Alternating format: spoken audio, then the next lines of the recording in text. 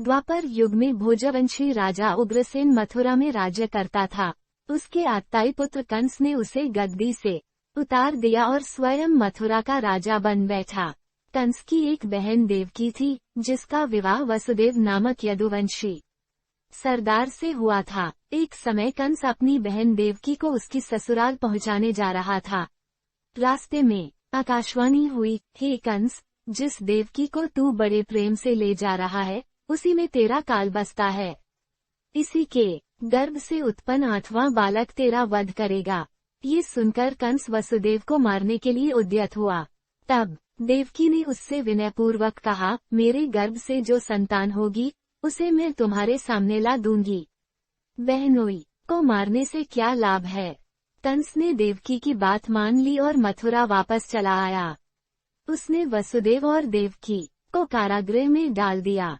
वसुदेव देवकी के एक एक करके 7 बच्चे हुए और 7 को जन्म लेते ही कंस ने मार डाला। अब 8वां बच्चा होने वाला था।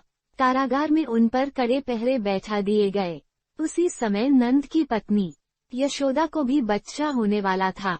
उन्होंने वसुदेव देवकी के दुखी जीवन को देख 8वें बच्चे की रक्षा का उपाय रचा। जिस समय वसुदेव देवकी को पुत्र पैदा हुआ, उसी समय संयोग से यशोदा के गर्भ से एक कन्या का जन्म हुआ, जो और कुछ नहीं सिर्फ माया थी। जिस कोठरी में देवकी वसुदेव कैद थे, उसमें अचानक प्रकाश हुआ और उनके सामने शंख, चक्र, गदा, पद्म धारण किए चतुर्भुज भगवान प्रकट हुए। दोनों भगवान के चरणों में गिर पड़े। तब भगवान ने उनसे कहा, अब मैं पुनः नवजात शिशु का रूप धारण कर लेता हूँ। तुम मुझे इसी समय अपने मित्र नंदजी के घर वृंदावन में भेज आओ और उनके यहाँ जो कन्या जन्मी है, उसे लाकर कंस के हवाले कर दो। इस समय वातावरण अनुकूल नहीं है, फिर भी तुम चिंता न करो। जागते हुए पहरेदार सो जाएंगे, कारागृह के फाटक अपने आप खुल जाएंगे और उफनती अथाह यमुना तुमको पार जाने का मार्ग दे देगी।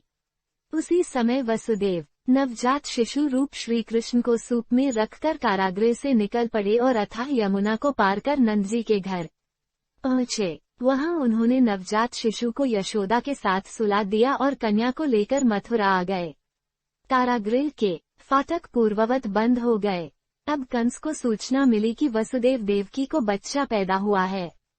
उसने बंदी गृह में जाकर देवकी के हाथ से नवजात कन्या को छीनकर पृथ्वी पर पटक देना चाहा, परंतु वह कन्या आकाश में उड़ गई और वहां से कहा, अरे मूर्ख, मुझे मारने से क्या होगा।